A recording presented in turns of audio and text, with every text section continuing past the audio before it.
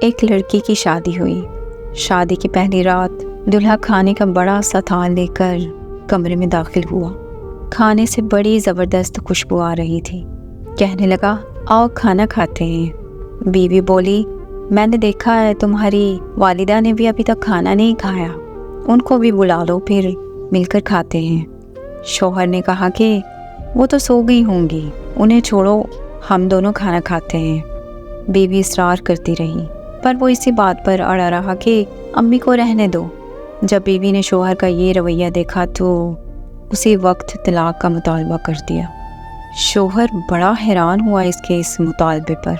اس نے بڑا سمجھایا لیکن وہ اپنی بات پر ڈٹی رہی، یہاں تک کہ طلاق ہو گئی۔ دونوں الگ ہو گئے۔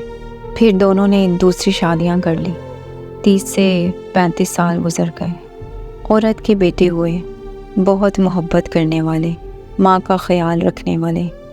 بہت آسودہ حال تھی۔ اس نے ارادہ کیا کہ حج کرنا چاہیے۔ سفر کے دوران اس کے بیٹے اسے کسی ملکہ کی طرح پیش آ رہے تھے، پاؤں زمین پر نہ لگنے دیتے۔ صحرائی سفر تھا۔ راستے میں ایک آدمی پر نظر پڑی جو بہت ہی بری حالت میں، بھوکا پیاسا، کھچڑی بال، کپڑے پرانے۔ اس عورت نے بیٹوں سے کہا، جاؤ دیکھو کون مسافر ہے، اسے اٹھاؤ، ہاتھ منہ دھلا کر کھانا کھلاؤ، پانی پلاؤ۔ چنانچہ بیٹے گئے، ماں نے جیسا کہا تھا ویسا کیا۔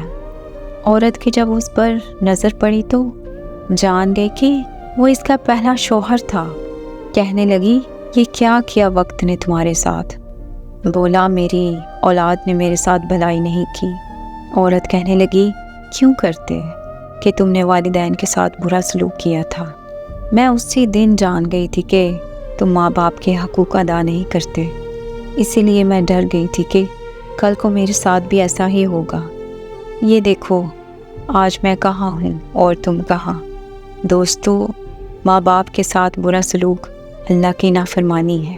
اگر اپنا بڑھاپا ہم شاندار گزارنا چاہتے ہیں تو والدین کے ساتھ شاندار سلوک کیجیے، کیونکہ یہ ایسا عمل ہے جس کا بدلہ دنیا میں ہی دے دیا جاتا ہے، خواہ وہ اچھا ہو یا برا۔